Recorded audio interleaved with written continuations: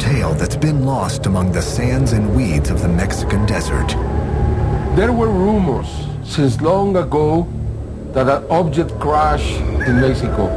In 1974, a mysterious incident took place that some say involved a UFO and a small plane on a collision course, followed by a race between two governments to recover the debris. The Mexican recovery team finds a sort of a silver-shaped classic disc.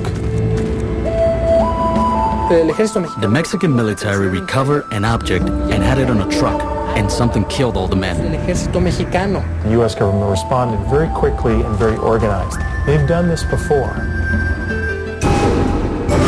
But what happened in the Mexican desert is just the beginning of that country's UFO history. The eclipse from July 11, 1991, it practically branded the modern era of UFOs in Mexico. Over the last several decades, it has become a hotbed for UFO encounters. When they picked up the object on radar, the first thing they did was start looking at it.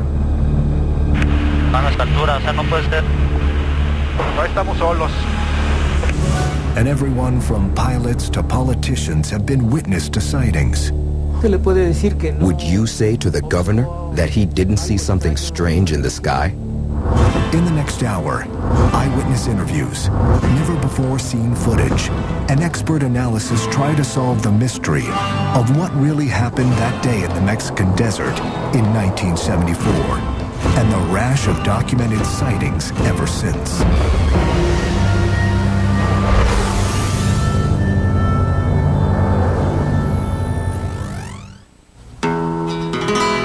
Coyame, Mexico.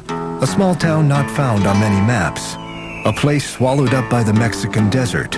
Home to more agave plants than people. Coyame is situated in the northern part of the state of Chihuahua, and our municipality is 7,000 square feet.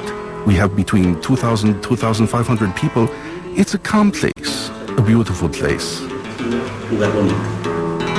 A place with no library, no archives, and no local historian.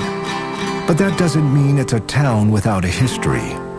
Here, history is passed from neighbor to neighbor. And it's this oral history that gives testimony to an unsolved air collision that took place here just 3 decades ago. It began as a civilian plane took off from El Paso, Texas, en route to Mexico City. August 25th, 1974. There was a plane that was coming out from El Paso. It was going to Mexico City, and it was an accident. They say that there was a crash between a plane and a UFO within the territories of the municipality. I don't think this could be made up. How could someone make this up? It's true. August 25th, 1974, 10:07 p.m.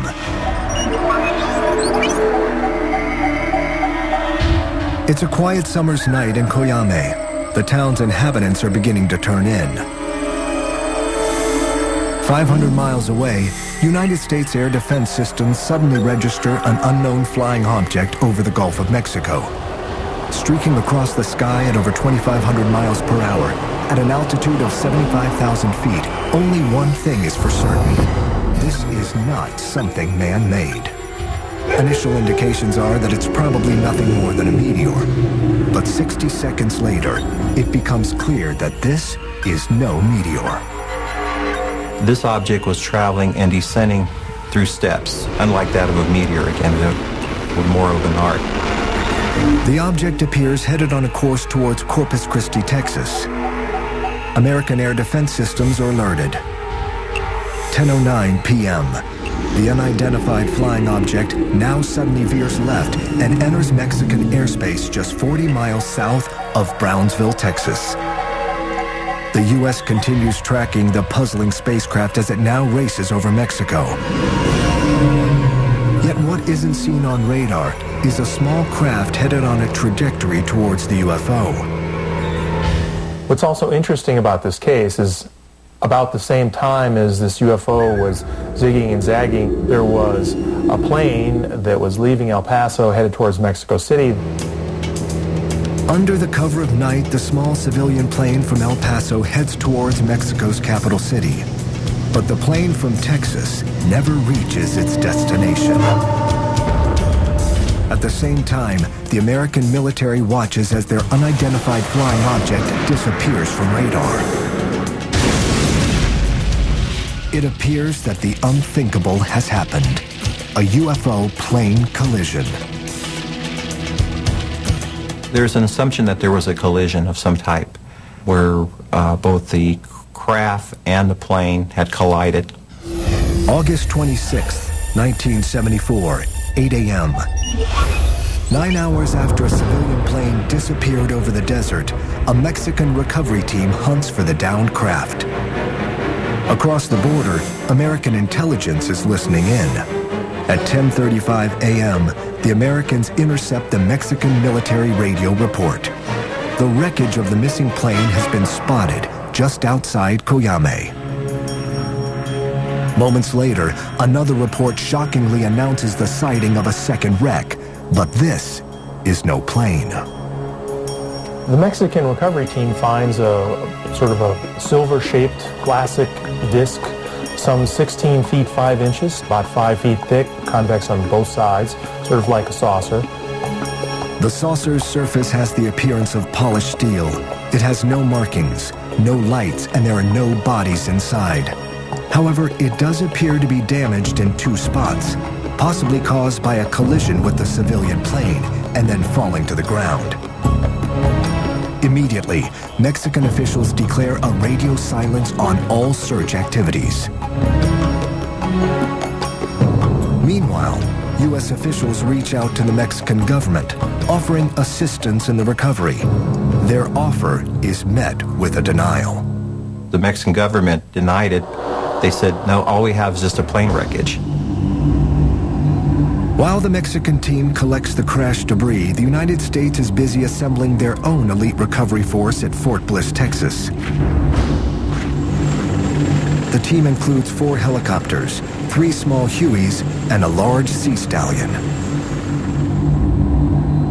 Prepped and ready to move out, the team is placed on standby, while U.S. surveillance scopes out the situation. The U.S. was keeping tabs again through its what I call the spy surveillance network, through their satellite surveillance as well as airplanes that were flying over at low altitude. American surveillance reveals that the Mexicans have placed the UFO on a flatbed truck and moved out from the crash site. They were able to see there were a number of dead bodies, so which led them to believe that something very extraordinary had happened. August 27th, 2:38 p.m. Unsure of what's happened, U.S. officials greenlight their rescue team. 4 helicopters with team members aboard depart Fort Bliss. One of the things that seems obvious in this case is that the government, the U.S. government, responded very expertly, very quickly, and very organized. They had this team that assembled in Fort Bliss, and in no time were down there on site recovering this. They've done this before. But nothing will prepare the Americans for what they are about to find. Dressed in bioprotection suits, the American soldiers approach the silent convoy and find all the Mexicans dead.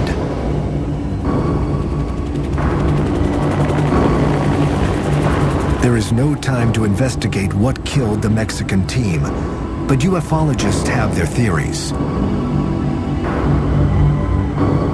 They somehow came in contact with a lethal agent, a bacteriological agent that was from out of this world, or an extraterrestrial biological agent of some sort that killed them, which is my favorite theory.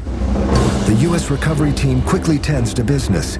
It finds the 16-foot wide silver UFO strapped to the back of a flatbed truck. The straps are reconfigured and connected to a cargo cable from the Sea Stallion helicopter. Safely secure, The estimated 1,500-pound disk is lifted up and headed back to the U.S.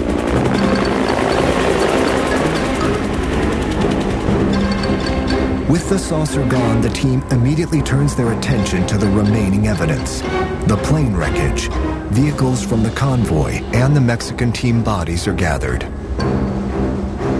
They gathered the debris, the bodies from the Mexican recovery team, and then they exploded them with high explosives. The reason why is to hide the evidence. Their work done, the recovery team heads back to base. Where the UFO was taken is unknown. Some have speculated Atlanta, Fort Bliss, or Wright-Patterson Air Force Base. It is an unprecedented event, and I think it's comparable to what happened in Roswell, New Mexico.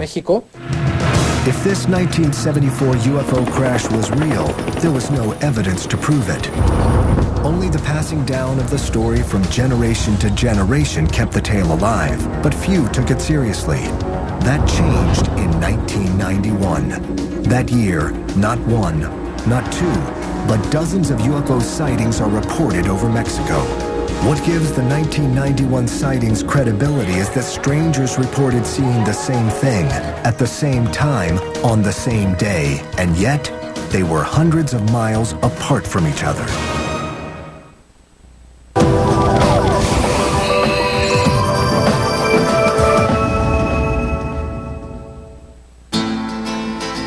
For over 3 decades, the Mexican desert is alleged to have been the site of an incredible tale. There were rumors since long ago that an object crashed in Mexico. An object entered our atmosphere through the United States, and it crashed with a small plane. For the last 2 decades, Mexico has witnessed UFO incidents that rival anything reported in the United States. Mexicans just needed one uniting event to keep their eyes focused to the sky. That happened in 1991.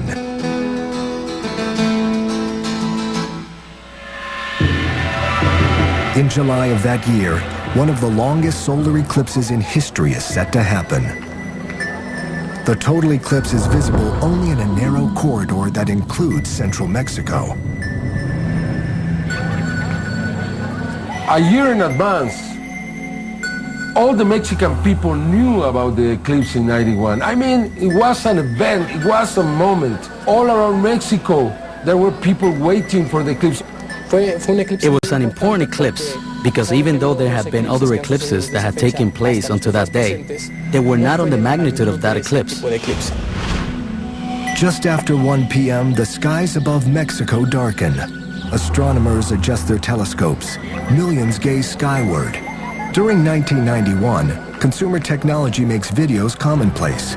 On this day, many Mexicans use their cameras to capture the moon as it begins to pass in front of the sun. To their disbelief, they also capture something unexpected. It was a curious thing. During the eclipse, I heard some people who were around us saying, "Look, what is that there also?" Several people filmed and saw metallic objects that are clearly distinguished with the form of a cupola, and what is commonly called a flying object. In Mexico City, in Tepeji del Rio, in Puebla, in Cerro de la Estrella. From all corners of Mexico come videos showing a strange metallic-looking object just below the eclipse. The eclipse UFOs, or ovnis as they are called in Mexico, become the talk of the country. But while some are quick to claim that Mexico experienced a UFO encounter, skeptics aren't buying it. This was one of the great events of the century as far as eclipses and astronomical events, and hundreds and thousands of astronomers, professional and advanced amateur astronomers, came from all over the world, and it converged upon Mexico City and the other towns where the eclipse was visible. Not a single professional astronomer reported seeing anything that wasn't supposed to be there. Professional astronomers immediately doubt any UFO claims and instead offer a more scholarly response. When the sun is totally eclipsed, like it was in Mexico on that day, the bright stars and planets become visible for a few minutes. and Venus was very brilliant, and so it was very easy to see when people looked up. And I'm sure that many of the people thought that they saw a UFO. Skeptics have their answer, but UFO believers have their doubts. Because of that, because so many people recorded in different cities these objects, some suggested that had to be the star Venus. But Venus was in a different position than the UFOs were in the tapes. It was something strange that happened during the eclipse. It's afterwards, when you start analyzing and looking at the videos, that you can start to see in some of them that there are movements that maybe wouldn't correspond to a planet. When you start analyzing more calmly after the fact, that's when you start to wonder if it could have been a UFO. The 1991 sightings ignite a UFO explosion in Mexico. The effect of the UFOs from the 1991 eclipse was like a snowball. And this allowed people with an interest in UFOs to record sightings more frequently. While Mexico's UFO explosion comes as a surprise to most, some ufologists believe it was actually predicted over 1,000 years ago. The Maya were one of the great civilizations in history. For over 600 years, they built cities, constructed reservoirs and temple pyramids, and developed an incredible understanding of astronomy. It is incredible the knowledge that the Maya had about the sky and the planets. They had a great capacity of observation, they knew the celestial movement, and were able to determine every single important event that was going to be registered in the sky. The Maya recorded their information on foldable books called codices. Most of these texts were burned by Spanish priests during the 1500s. Today, just 4 Mayan codices remain. Among them is the Dresden Codex, a document that offers an enigmatic glimpse into the Mayans' astral wisdom. It's pure astronomical, the moon, the sun, the systems, everything is there. Anybody who has studied and analyzed that consider this document a real treasure from the past. Among the information contained in this codex is an eclipse prediction cycle. The eclipse of 1991 appears in the Dresden Codex. But did the Dresden Codex predict something more? In it, they talk about the meeting with the Brothers of the Stars, which in our language we call extraterrestrials. When I read this, after receiving all these videos, that struck me, that really affected me, because it's like if the Mayans knew long in advance that these sightings were going to take place that day. How can you explain that? Is that a coincidence, or they knew? I think they knew. Over a century later, most Mexicans knew something out of the ordinary was happening. Their UFO wave had turned into a tsunami.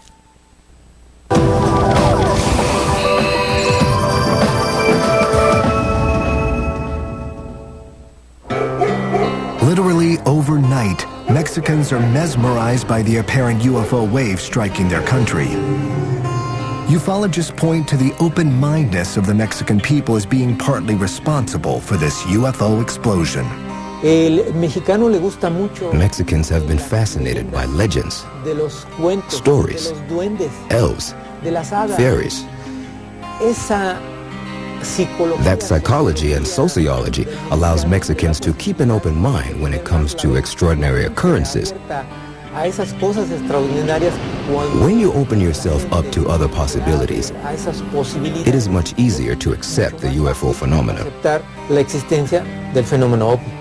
However, skeptics claim that Mexico's UFO wave is more of a social phenomenon than any actual increase in visits from little green men. Sightings always seem to come in waves, and these waves are generally, they correlate with the publicity, that if the newspapers or TV stations, whatever, are filled with stories about UFO sightings, people will go out and pay much more attention to things that they see. Since the earliest UFO sightings, witnesses have always been subject to heavy ridicule. They are portrayed as overzealous sky watchers who wouldn't know a DC-9 from a weather balloon. But what happens when the witness is someone who doesn't fit into these categories? What if the person has a solid reputation and career? What if the witness doesn't just know a DC-9, but flies one? Captain Raimundo Cervantes has been flying for over 40 years. With 17,000 hours of flight time, he has seen it all. Or at least he thought so. July 28, 1994. Captain Cervantes is piloting Aeromexico Flight 129 from Guadalajara to Mexico City.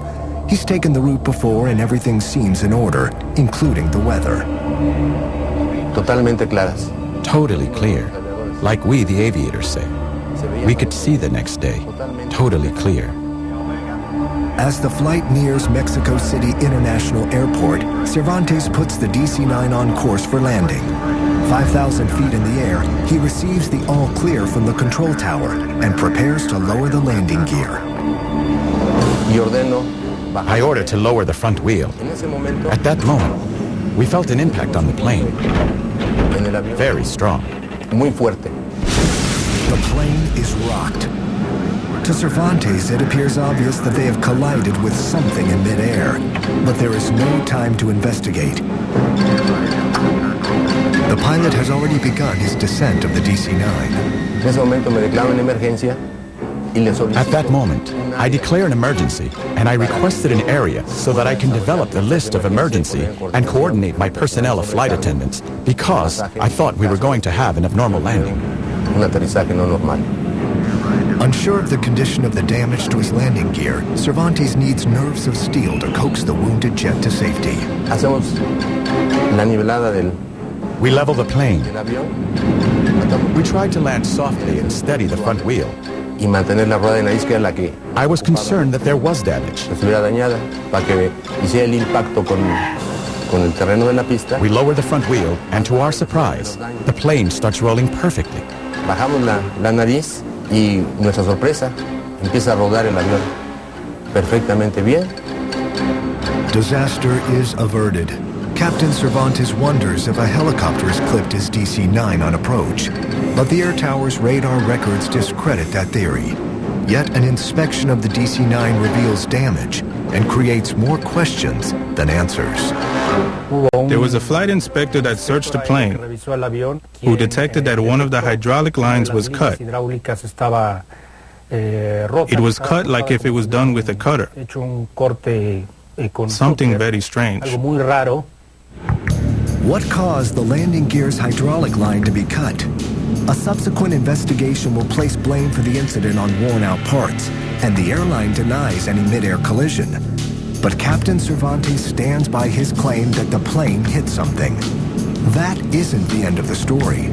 Flight 129's strange encounter is about to get even stranger. Enrique Colbeck is an air traffic controller who was in the tower that night. Upon learning of Flight 129's incident, he instantly flashes back to a series of phone calls the tower had received earlier that evening. An hour before that flight was initiated in Guadalajara, we received phone calls from different sources. They were communicating to us that an object was flying very close to a building that is almost in the final trajectory to these runways. The sightings place the unidentified flying object right in the landing path of Flight 129. To most, the idea of a plane UFO collision seems unrealistic. But a few days later, another incident at the same airport raises suspicions that something out of the ordinary is going on. August 8, 1994. Co-pilot Carlos Corzo is helping Aeromexico Flight 304 from Acapulco begin its descent into Mexico City International Airport. The morning skies are partly cloudy as co-pilot Corzo looks out the cockpit window. The pilot's eyes are glued to the instruments. He was flying by instruments, so all his view was on the instruments. I was taking care of the surroundings and seeing outside, and even take the communications and helping him with the approach. As the plane breaks through a cloud, a shocked Corzo finds something unexpected. I was leaving 12,000 feet and came out of the cloud, and I see this big object in front of us, and I really get scared. I thought we was going to have a collision, and I tell my captain in a surprise expression that, oh my God, we're gonna crash. The mysterious craft streaks by the front of Flight 304, barely missing the plane's nose. It was a huge object, maybe 15 or 20 meters radio, something like platinum or some kind of very neat metal. Corzo quickly regains his composure and helps land the plane without further incident. Afterward, he speaks to an air traffic controller who reveals that Corzo's plane was in fact the 5th plane that week to report seeing an unidentified object. I can tell you about approximately 99% of pilots that I have talked to believe that we are not alone here. And the evidence that we have had confirms it. We take it very seriously because it could affect our airspace. Definitely, there is a potential danger because we do not know what produces the phenomenon and what it is made of and why it is manifested. Nearly a decade later, another incident in the Mexican skies would send shockwaves worldwide. Yet, unlike previous encounters, this one would have everyone believing, including the Mexican government.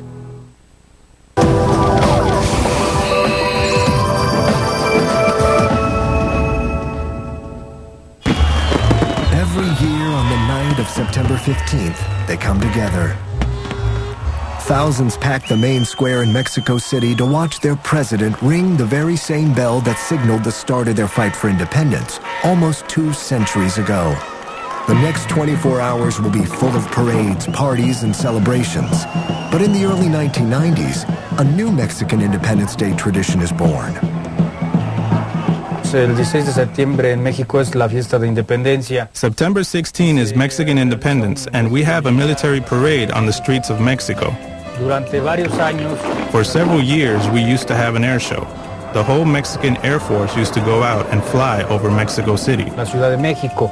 Mucha gente pues grababa los A lot of people would film these events when the planes would pass over the houses. de las casas haciendo algunas maniobras. There are many videos where certain objects are seen, flying over and passing closely. Sobrevolando y pasando incluso muy cerca. September 16th, 1991. During a flyover, an amateur videographer captures a mysterious bright round object.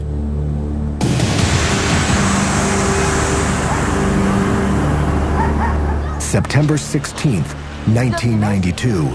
An unidentified object is spotted flying through the sky.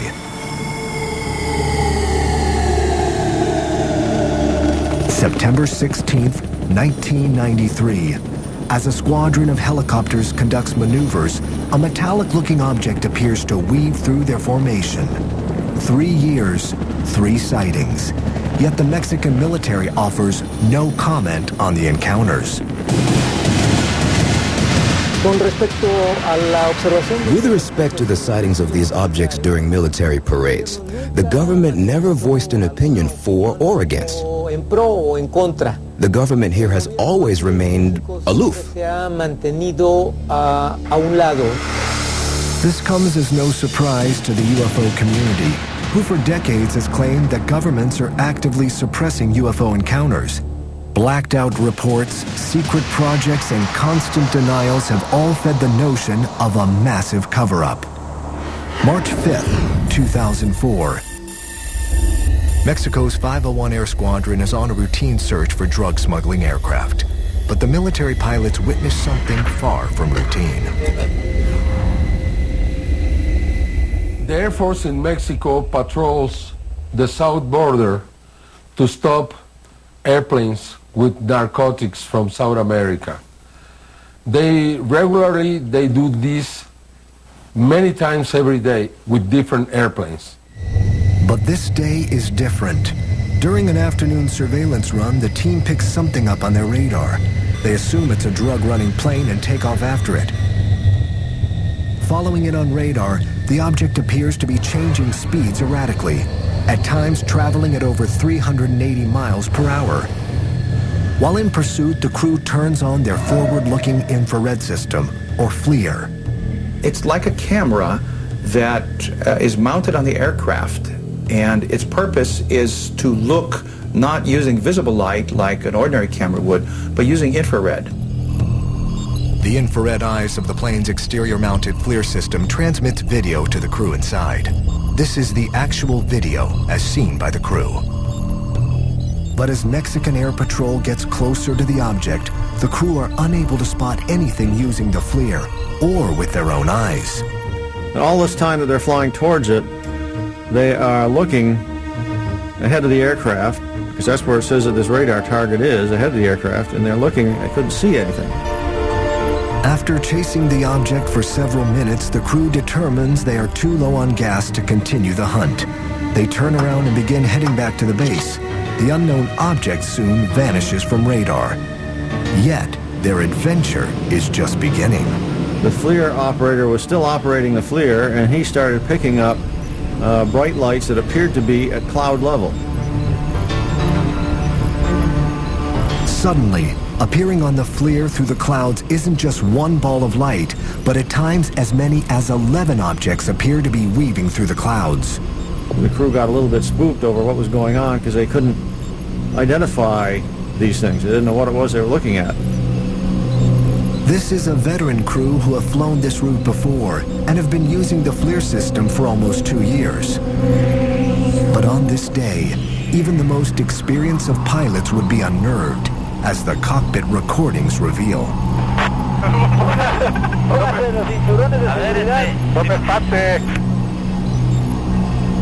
It appears to the crew the objects aren't just traveling alongside their plane, but surrounding it. Jóvenes, no estamos solos. No estamos solos, de veras. Qué cosa tan rara, Nos están rodeando. Oye, ¿qué tienes? Then suddenly, the balls of light disappear, leaving the scared and confused crew to return to base. Over the next several weeks, the Mexican military conducts an investigation into the incident.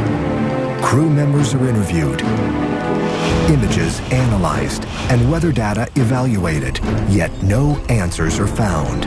It appears this case is destined to go unsolved and forgotten.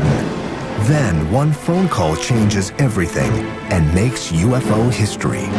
They called me and said, we have something that is from common interest. Mexican TV journalist Jaime Maussan is an expert on investigating Mexican UFO claims. Maussan's impressive resume attracts the Mexican government, who ask the civilian reporter to assist. In an unprecedented move, Mexico's Secretary of Defense hands over to Maussan the classified FLIR UFO video. He gave me the video and said, please be fair with the military, please be fair with these pilots, do your investigation, you are authorized officially to do your investigation, to present this in the media. Maussan is given complete access to flight records, weather reports, and most importantly, the crew members. I am interviewing these pilots inside the Secretary of Defense. This is first in history in Mexico. They told me what they saw. They were very honest and sincere. No, we never had the opportunity to identify them visually. I never saw this kind of object before. Something that we never saw before. It never happened to us before. So yes, we had fear. On May 11th, Maussan holds a press conference to present the tape to the world. It doesn't take long for skeptics to denounce any UFO theory. Their explanations come fast and furious. It's ball lightning. You'd have a whole fleet of these top secret aircraft flying. Some skeptics and UFO investigators suggested that the equipment was not working well. One after another, explanations are given. and one after another, they are discredited. However, a new theory emerges that might solve the mystery. There's a theory that what the officials filmed out there were the flames of the oil wells that are 100 to 120 kilometers from the account. They appeared to be brilliant glowing objects in the infrared. Of course, they were not visible to the eye, but that's the whole purpose of the infrared camera system, is so that you can see things by their heat signature. You can see things that are not visible to the eye. Could what was showing up on the FLIR system actually be distant oil wells? Those who've examined the case have their doubts. First thing that we did was analyze the lights to determine their shape, to see if there was shape to them, and how did it change frame to frame, minute to minute. If the lights are oil wells, as skeptics have claimed, then they should flicker like a flame. But using computer programs to break down the lights reveals something very different. Over a period of frames and minutes, the glow may change on the outer edges, but there is an object in the center that is rock steady. It's a ball, it's a sphere, and it's not possible that it's a flame, because if it was a flame, it would be undulating not just from the edges out, but over the entire object.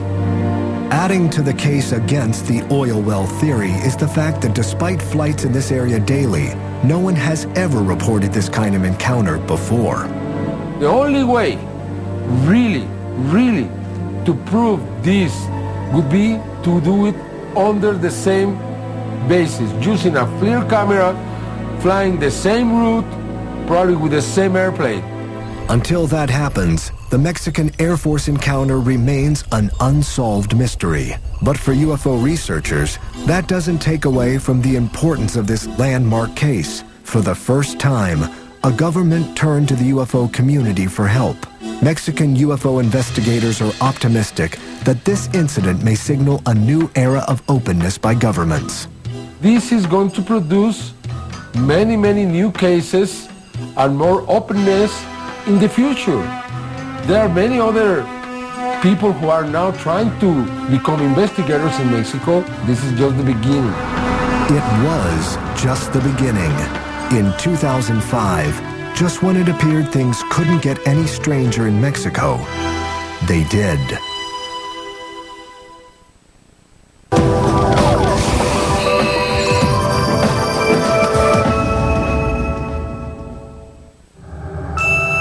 Since 1991, Mexican witnesses have videotaped hundreds of hours of footage containing alleged unidentified flying objects. But while the sheer volume of sightings has impressed some, it's what's on these tapes that matters. But out of the thousands of videos that we have, most of the times are, balloons, airplanes, stars, mistakes. Honest mistakes. Probably just 10 or 15% of them are good, really good. It's this 10% that has drawn the attention of everyone from ufologists to the mainstream media. Among the most interesting UFO phenomenons captured on tape are what is referred to as fleets. A group of more than 3 objects we call fleets. They travel horizontally or vertically with very strange forms as boomerangs, spheres, discs. June 10th, 2004, Guadalajara, Mexico. An amateur photographer captures unknown objects in the sky. June 21st, 2004, 300 miles away in Cuernavaca, Mexico, another fleet is caught on tape. March 30th, 2005, almost 600 miles north in Torreon, yet more unexplainable objects dot the Mexican sky. April 11th, 2005, 500 miles to the south in Mexico City, the skies over the capital city are full of mysterious aircraft. I believe it's a way that someone is using to communicate with us. I believe They are trying to say something similar to what happened in England with the crop formations. Skeptics are quick to dismiss fleets as nothing more than weather balloons or birds. But seeing is believing. And in June 2005, a fleet sighting had people believing. One of the more recent accounts of UFO sightings here in Mexico happened here in Jalapa, Veracruz. And it is very interesting because the witnesses were of a very high caliber. June 24th, 2005, 10:30 a.m. A public ceremony is being held to celebrate the delivery of new patrol cars to the local police department. On hand are such dignitaries as Governor Fidel Herrera Beltran, high-ranking police department officials, and the local media. Moments after Governor Beltran finishes his speech, cries of UFO, UFO echo through the crowd. Instantly, all eyes are on the mysterious objects hovering above.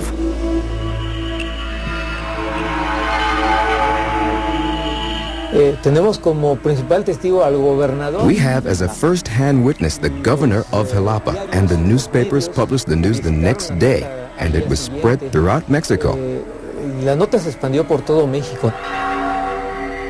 Days later, a local newspaper reports that the alleged UFOs were actually balloons released by local school children. But this explanation only raises more questions for UFO believers. If they were balloons, why did they appear frozen in formation for over half an hour? As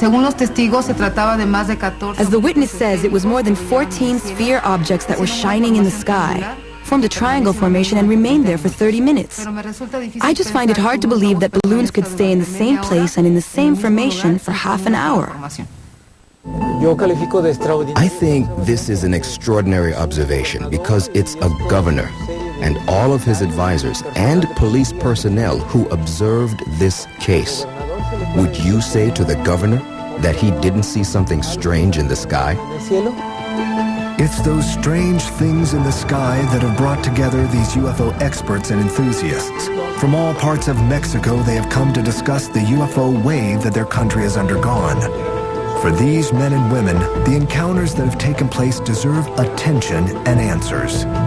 Among the incidents they examined is the alleged 1974 UFO plane collision near Coyame, Mexico. The word is getting around somehow that something happened and that the U.S. was interested in this crash. The information that Gilberto has is very little, but the data that makes this case lends itself to the possibility that this may have been real. 3 decades later, Coyame still has more questions than answers. But are there clues out there that could break the case wide open? Any motivated investigative journalism student of today, or professional, could have a field day. Go to the town, track down all the people in the town that used to be there and live there by address and find them and interview them.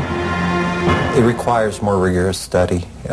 It requires more of a collaborative effort, hopefully among the UFO research communities between the United States and Mexico. So it's a case that's going to need more further investigation.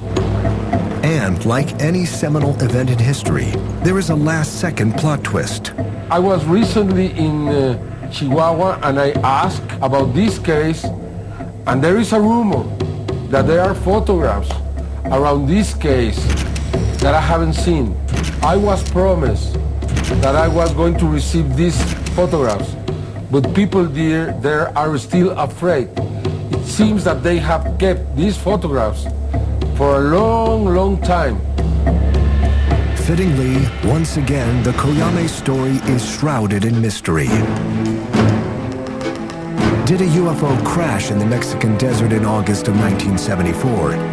Did a Mexican recovery team fall prey to an unknown biological poison? The truth may never be known. But what we do know is that over the last 15 years, Mexico has experienced something out of the ordinary. For UFO believers, this appears to be a golden age of alien encounters. Only one thing is certain. Mexico, a land steeped in history, is now steeped in mystery. Giant balls of ice hurtling around the sun? Fragments from the beginning of time making a beeline straight for our house? Not my house! For a whole week, all will be answered, as well as the most profound question of all. Did I really change the world? No, really, did I? Out of This World Week, all this week, only on the History Channel.